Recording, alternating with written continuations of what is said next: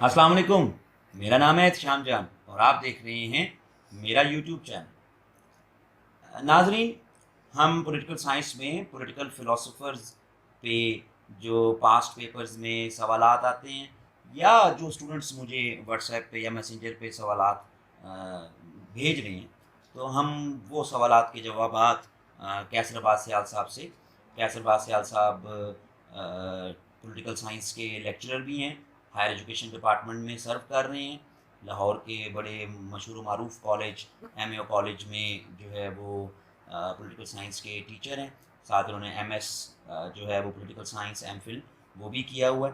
اور اس سے پہلے ہم ان سے ایرسٹوٹل، پلیٹو، میکویلی پر جو ہے وہ سوال کر چکے ہیں، اور کافی میرے مشکل ایپلیکیشن بیس کوشچنس کو یہ بڑی کمال مہارت کے ساتھ ان کا جواب ہمیں دے بھی رہے ہیں۔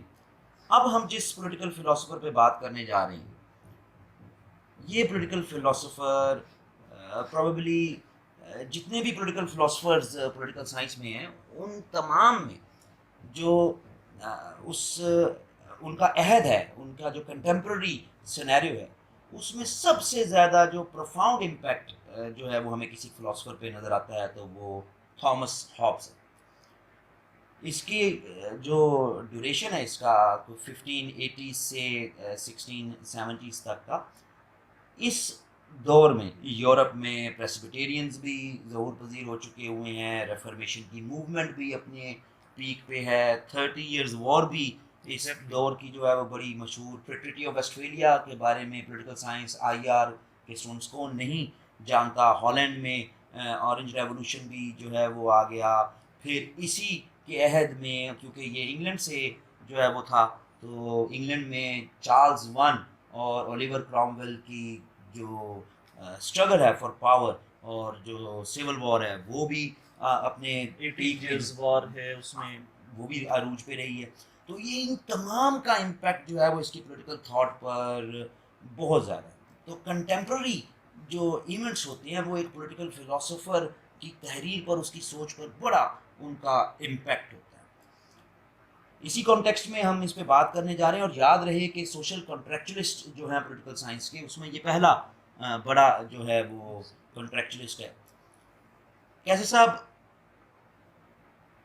بچوں میں یہ چیز ایک بڑی، جو خاص طور پہ جن کا پولیٹیکل سائنس کا بیک گراؤنڈ نہیں ہے لیکن وہ پولیٹیکل سائنس رکھتے ہیں کہ جس میں سکور آئے گا یا آئی آر میں پرابلم آ رہی ہے یا سکور کم ہے تو جی ہم نے پولیٹیکل سائنس رکھنی ہے، ان میں سے کافی بچے جو رابطہ کر کے ایک چیز پوچھ رہے ہیں بار بار کہ سر یہ اسٹیٹ آف نیچر کیا ہے؟ یہ کانٹریکچولسٹ، ہر contractualist state of nature, state of nature, تو یہ اسٹیٹ آف نیچر اور کیا یہ ہیومن نیچر سے ڈفرینٹ ہے، ایک ہے، یہ ہے کس بلا کا نام؟ اس پہ ذرا روشنی ڈالیں۔ سر اس سے پہلے کہ میں جو ہے یہ ہابس پہ اس حوالے سے بات کریں، جیسا کہ آپ ہسٹوریکل ایک اس کا کانٹیکسٹ بتا رہے تھے کہ امپیکٹ بہت زیادہ ہوتا ہے، اور ڈیفینیٹلی بہت زیادہ جو انگلینڈ کی انارکک سچویشن تھی اور وہاں پر سول وار لائک سچویشن تھی، اسی وجہ سے یہ ہابس جو ہے وہ کہتا ہے کہ I and fear were born together, کہ I and fear are twin brothers, یعنی خوف and fear were born together. تو یہ فیئر کا ایلیمنٹ جو ہے یا اپنی سیلف پریزرویشن یا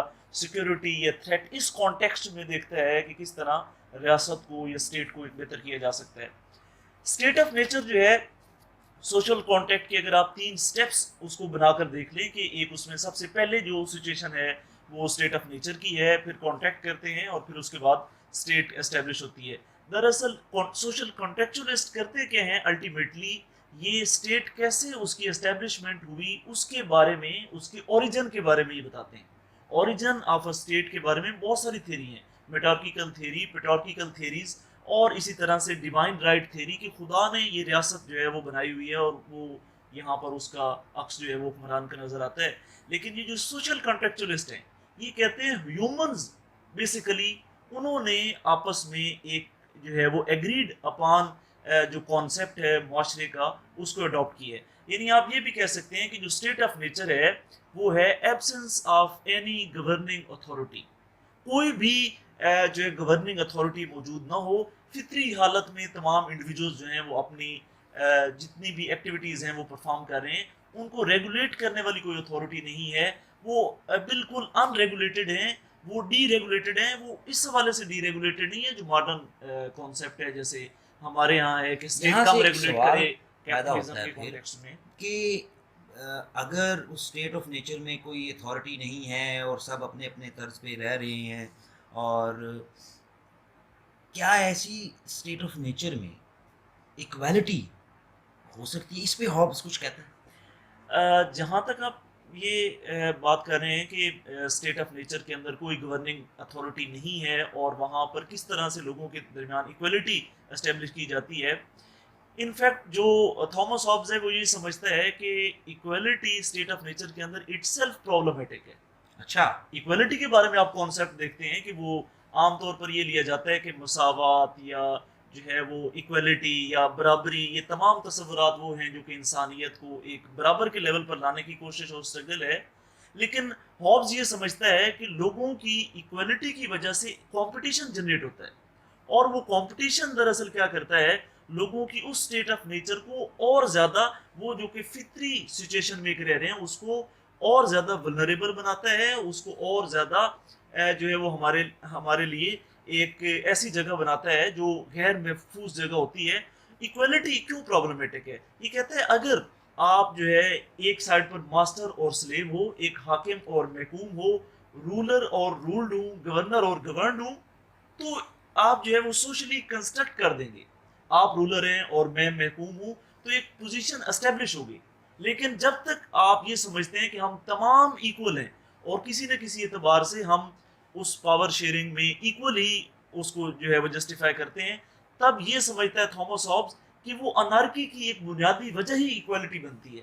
تو ایکویلٹی کے جو کانسیپٹ اس نے دیا ہے وہ باقی تمام جو تھنکرز ہیں یا جو کمنٹیٹرز ہیں، پولیٹیکل سائنٹسٹ ہیں، ان سے بالکل ہٹ کر اس کا جو ہے وہ ایکویلٹی کا کانسیپٹ آپ ہے. کی باتوں سے مجھے یہ لگ رہا ہے کہ ایز اف کہ یہ تو پولیٹیکل فلاسفر سے زیادہ کچھ سائیکالوجسٹ ٹائپ چیز.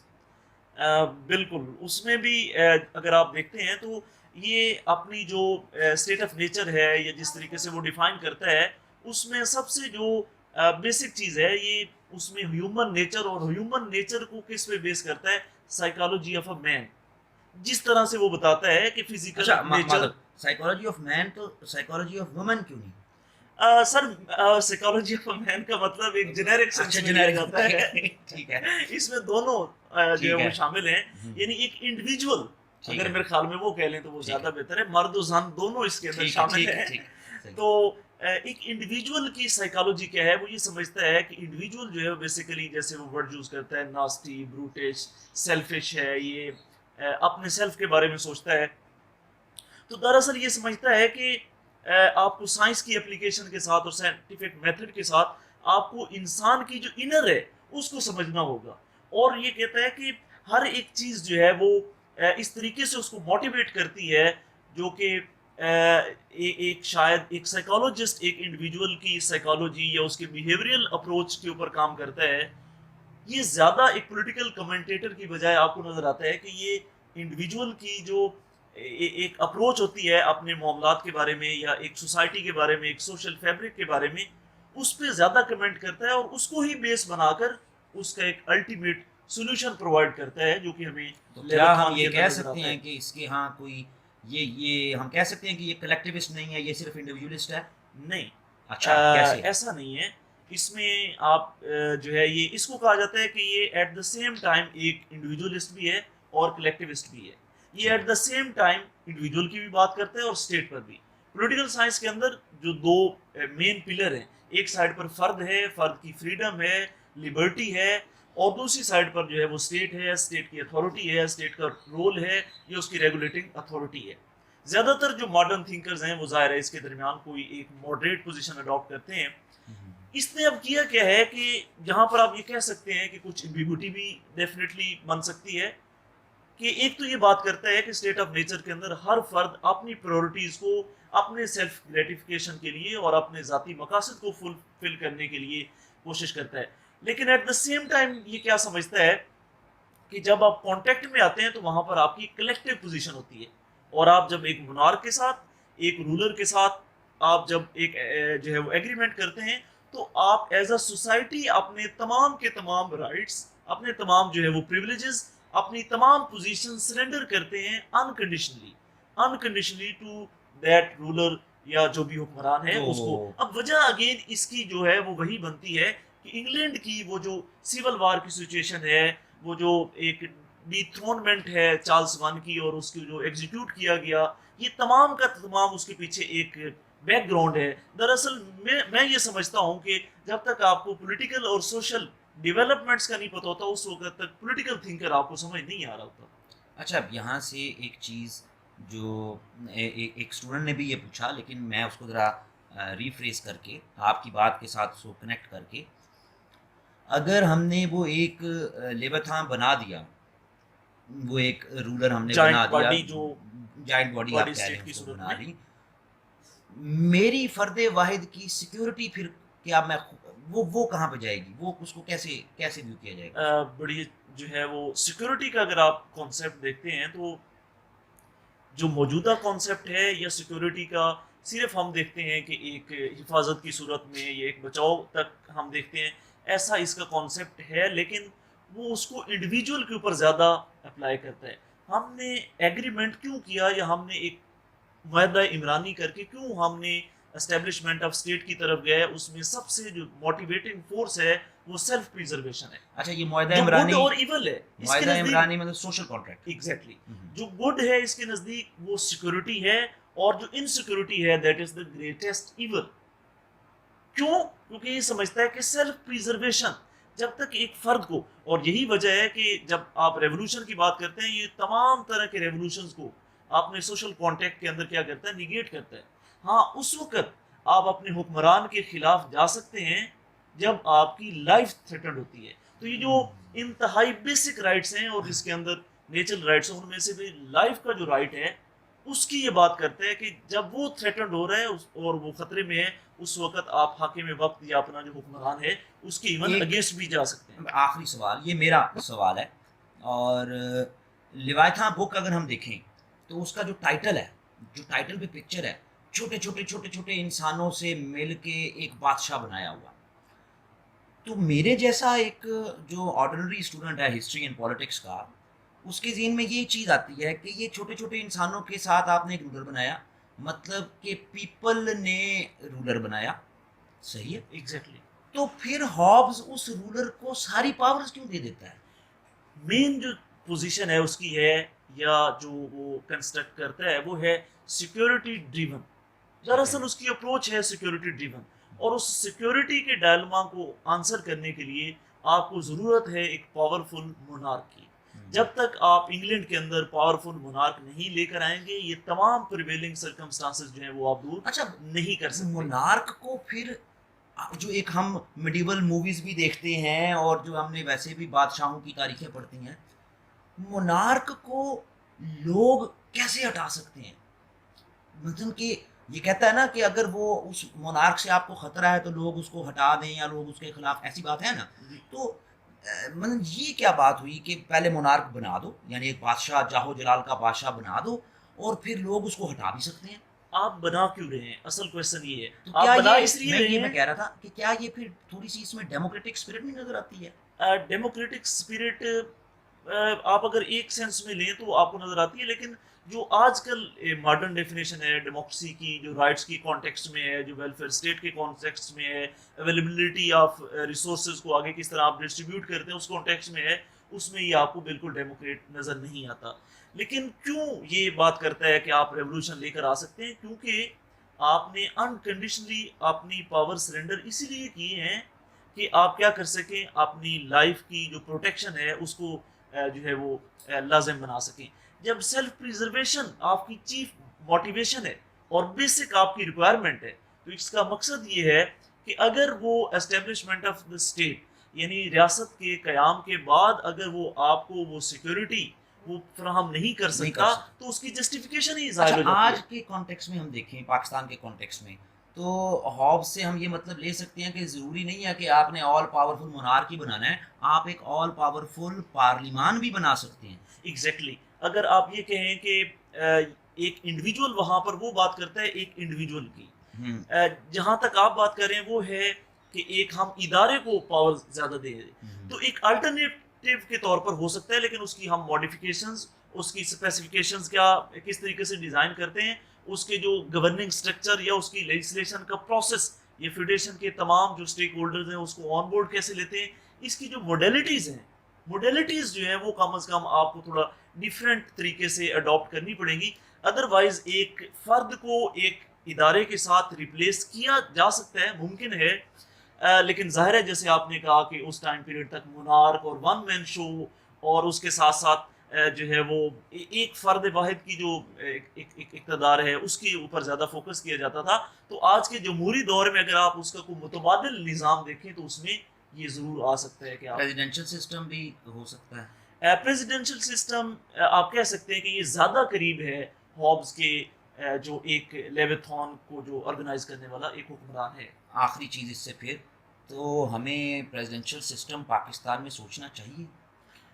پریزیڈنشل سسٹم کے اوپر اگر ہم ہسٹوریکلی دیکھتے ہیں یا ظاہر ہے فیڈریشن کے کانٹیکسٹ میں دیکھتے ہیں، یہ جو ہمارے پاس ایکسپیرینسز ہیں اس کی صورت میں تو وہ کیا جا سکتا ہے.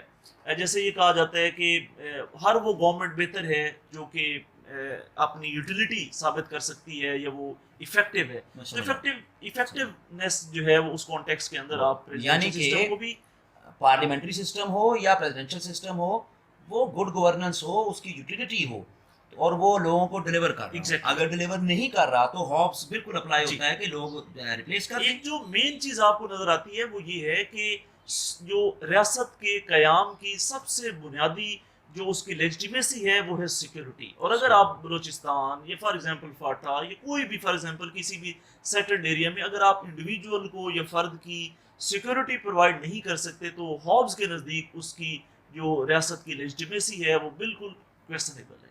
اس کو مطلب آپ اس کی جو ایگزسٹنس ہے ایون اس کے اوپر بھی آپ کو نہیں. فاٹا کا تو ہم نے مرجر کر دیا اور آہستہ آہستہ وہاں پہ اگر ریفارمز آ جاتی ہیں. سیکیورٹی کی کنڈیشن تھی یا ہمارے ایون کے مختلف علاقوں میں، یعنی اگر فرد کی جو ذات ہے وہ محفوظ نہیں ہے کسی ایک ریاست کے اندر تو اس کا مطلب یہ ہے کہ ہابس کے نزدیک اس ریاست کا. لیکن یہ بھی تو دیکھیں نا، فرد کی سیکیورٹی اب بلوچستان میں یا وہ علاقے جو کے پی کے میں مرج ہو گئے ہیں، ہماری حکومت جتنی بھی کوششیں کرتی رہی لیکن فورن ایلیمنٹ بھی تو ہوتے ہیں نا. ایگزیکٹلی ان کو روکنا بھی ہے. اکنامک ہمارے جو مسائل ہیں، جو جیو پولیٹیکل ہماری کنڈیشن ہے، اور اس کے بعد جو ہماری فارن پالیسی کے ایشوز ہیں، اور پھر اس طرح جیسے ہمارے گورننگ اسٹرکچر، اس پہ ہم پھر علیحدہ سے ایک جو ہے وہ آپ کا بہت بہت شکریہ. اس کو تھامس ہابس کو آپ نے بڑے اچھے طریقے سے ایکسپلین کیا. میرے جیسے ایک عام ہسٹری اینڈ پالیٹکس کے اسٹوڈنٹ کو بھی خاص طور پہ اسٹیٹ آف اگلے لیکچر میں انشاءاللہ جی انتظار کیجیے گا. اگلے لیکچر میں اب ہم بات کریں گے جان لاک پہ. شکریہ.